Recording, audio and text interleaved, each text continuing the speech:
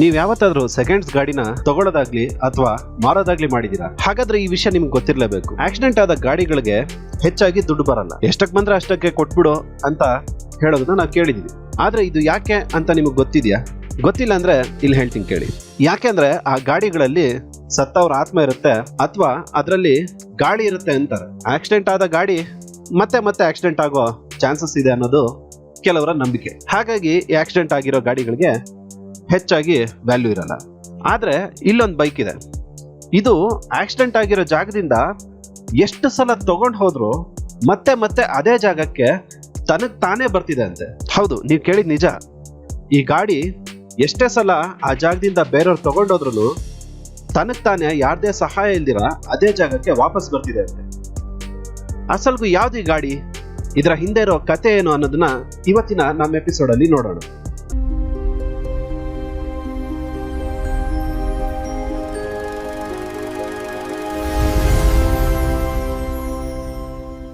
ರಾಜಸ್ಥಾನ್ನ ಬಾಂಗ್ಡಿ ಅನ್ನೋ ಊರಿನ ಒಬ್ಬ ನಿವಾಸಿ, ಅವರ ಹೆಸರು ಓಂ ಸಿಂಗ್ ರಾಥೋಡ್.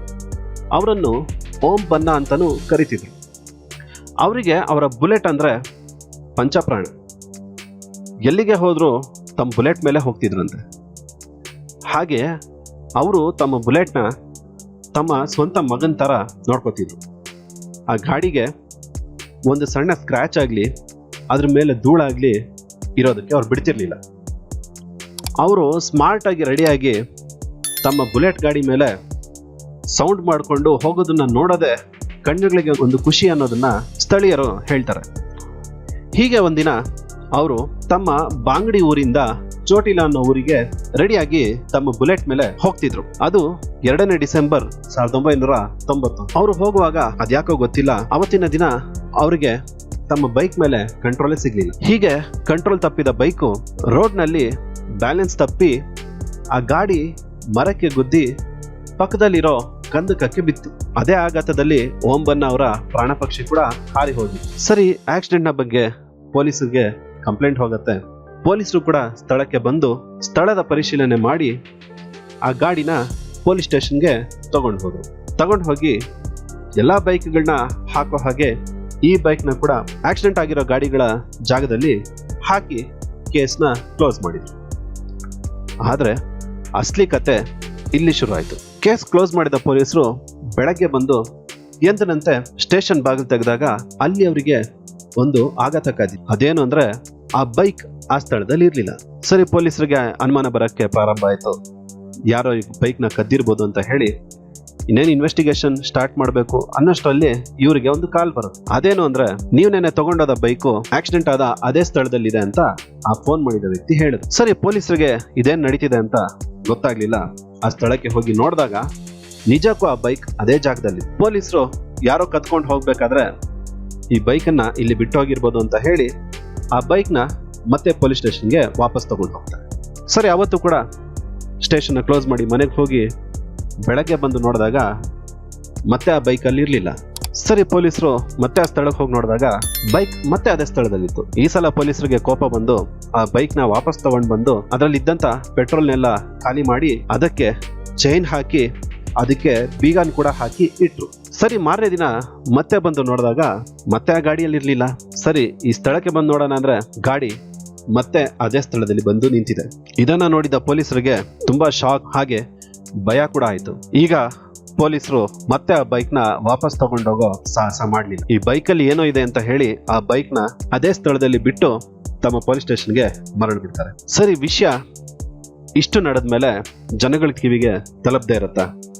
ಒಬ್ರಿಂದ ಒಬ್ಬರಿಗೆ ಹೀಗೆ ಈ ವಿಷಯ ಇಡೀ ಆ ಊರ್ನ ಅಷ್ಟೇ ಅಲ್ಲ, ಪಕ್ಕದ ಗ್ರಾಮಗಳು ಕೂಡ ಹರಡ್ತಾ ಹೋಯ್ತು. ವಿಷಯ ತಿಳಿದ ಜನ ತಂಡವಾಗಿ ಆ ಗಾಡಿನ ನೋಡೋದಕ್ಕೆ ಅಂತ ಬಂದಂತ ಕೆಲವು ಜನರಲ್ಲಿ ಆ ಬೈಕ್ ಅಲ್ಲಿ ಓಂ ಬನ್ನ ಅವರ ಆತ್ಮ ಇದೆ ಅಂತ ಹೇಳಿ ಆ ಬೈಕ್ಗೆ ಊದಿನ ಕಡ್ಡಿ ಹಚ್ಚಿದ್ರು. ಕೆಲವರು ಆ ಬೈಕ್ಗೆ ಕೆಂಪು ದಾರನ್ ಕೂಡ ಕಟ್ಟಿದ್ರು. ಹಾಗೆ ಇನ್ನು ಕೆಲವರು ಆ ಗಾಡಿಗೆ ಪೂಜನೆ ಮಾಡೋದಕ್ಕೆ ಪ್ರಾರಂಭ ಮಾಡಿದ್ರು. ಏನು ಅಂದ್ರೆ ಆ ಓಂ ಬನ್ನ ಅವರ ಆತ್ಮಕ್ಕೆ ನಾವು ಈ ದಾರಿಯಲ್ಲಿ ಹೋಗ್ಬೇಕಾದ್ರೆ ನಮಗೂ ಯಾವ್ದು ಆಕ್ಸಿಡೆಂಟ್ ಆಗದೆ ಇರ್ಲಿ ಆತರ ನಿನ್ನ ನೋಡ್ಕೊ ಅಂತ ಹೇಳಿ ಆ ಗಾಡಿಗೆ ಪೂಜೆ ಮಾಡಕ್ಕೆ ಪ್ರಾರಂಭ ಮಾಡಿದ್ರು. ಇನ್ನ ಈ ಗಾಡಿನ ನೋಡಕ್ಕೆ ಬರೋರ ಸಂಖ್ಯೆ ದಿನದಿಂದ ದಿನಕ್ಕೆ ಹೆಚ್ಚಾಗ್ತಾನೆ ಹೋಯ್ತು. ಇನ್ನ ಕೊನೆಗೆ ಅಲ್ಲಿನ ಸ್ಥಳೀಯರು ಆ ಬೈಕ್ಗೆ ಒಂದು ದೇವಸ್ಥಾನನೇ ಕಟ್ಬಿಟ್ರು.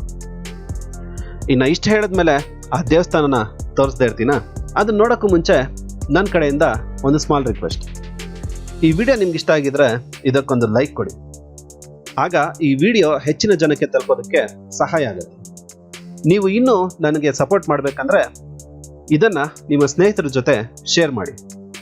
ಹಾಗೆ ನೀವಿನ್ನೂ ನಮ್ಮ ಚಾನೆಲ್ನ ಸಬ್ಸ್ಕ್ರೈಬ್ ಮಾಡ್ಕೊಂಡಿಲ್ಲ ಅಂದರೆ ಈ ಕೂಡಲೇ ಸಬ್ಸ್ಕ್ರೈಬ್ ಮಾಡಿ, ಹಾಗೆ ಪಕ್ಕದಲ್ಲಿ ಕಾಣ್ತಿರೋ ಬೆಲ್ ಐಕಾನ್ ಕೂಡ ಕ್ಲಿಕ್ ಮಾಡಿ. ಇದರಿಂದ ನಾನು ಮುಂದೆ ಅಪ್ಲೋಡ್ ಮಾಡೋ ವಿಡಿಯೋನ ನೋಟಿಫಿಕೇಶನ್ ನಿಮಗೆ ಬರುತ್ತೆ. ಸರಿ, ನಮ್ಮ ಟಾಪಿಕ್ ಹೋಗೋಣ. ನೋಡಿ, ಇದೇ ಆ ದೇವಸ್ಥಾನ.